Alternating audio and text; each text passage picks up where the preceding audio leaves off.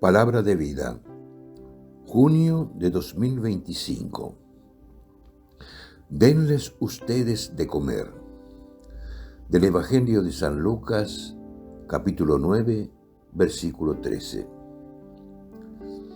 Estamos en un lugar solitario cerca de Betsaida, en Galilea. Jesús está hablando del reino a la muchedumbre. El Maestro había ido allí con los apóstoles para que descansaran después de su larga misión por aquella región en la que habían predicado la conversión, anunciando la buena nueva y curando por todas partes. Cansados, pero con el corazón rebosante, contaban lo que habían vivido. Sin embargo, la gente se entera y acude. Jesús acoge a todos, escucha, habla, cuida. La muchedumbre aumenta. Se acerca la noche y empiezan a tener hambre. Los apóstoles se dan cuenta y le proponen al Maestro una solución lógica y realista. Despide a la gente para que vayan a los pueblos y aldeas del contorno y busquen alojamiento y comida. Después de todo, Jesús ya había hecho mucho. Pero Él les responde: denles ustedes de comer. Se quedan desconcertados. Es impensable.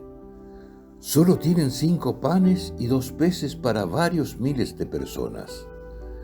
No es posible encontrar lo necesario en la pequeña Betsaida y tampoco tendrían dinero para comprarlo. Jesús quiere abrirles los ojos. Conmovido por las necesidades y los problemas de las personas, se dispone a dar una solución. Y lo hace partiendo de la realidad y valorando lo que hay. Es cierto, lo que tienen es poco, pero les encomienda una misión: ser instrumentos de la misericordia de Dios que piensa en sus hijos. El Padre interviene y, sin embargo, los necesita. El milagro requiere nuestra iniciativa y nuestra fe, que de ese modo crecerá. Denles ustedes de comer. Así pues, a la objeción de los apóstoles, Jesús responde ocupándose, pero les pide que hagan su parte, aunque sea pequeña. No la desdeña. No resuelve el problema en lugar de ellos.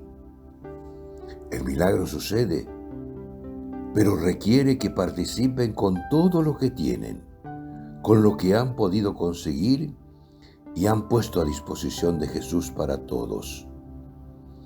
Esto implica algún sacrificio y confianza en Él. El Maestro parte de la situación para enseñarnos a ocuparnos juntos los unos de los otros. Ante las necesidades de los demás no valen excusas. No nos compete, no puedo hacer nada. Tienen que ingeniárselas como hacemos todos.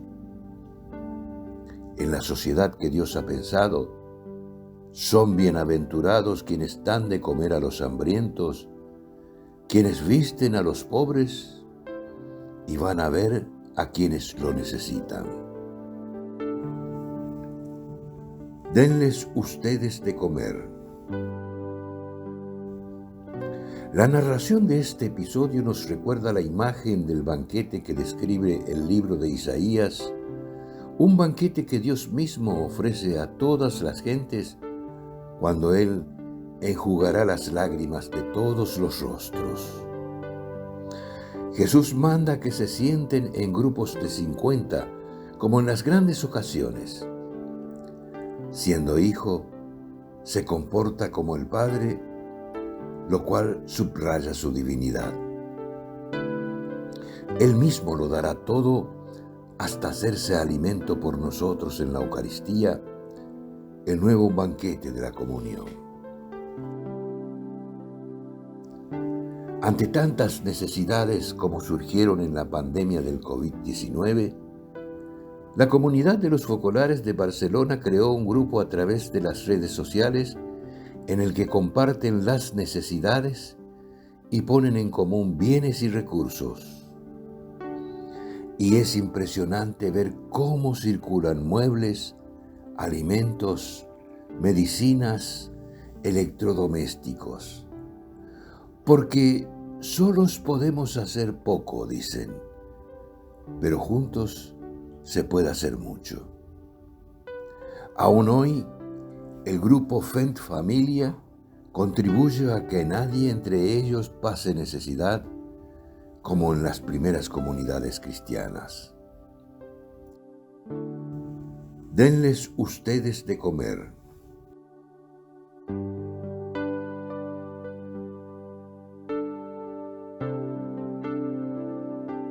Silvano Malini y el equipo de la Palabra de Vida.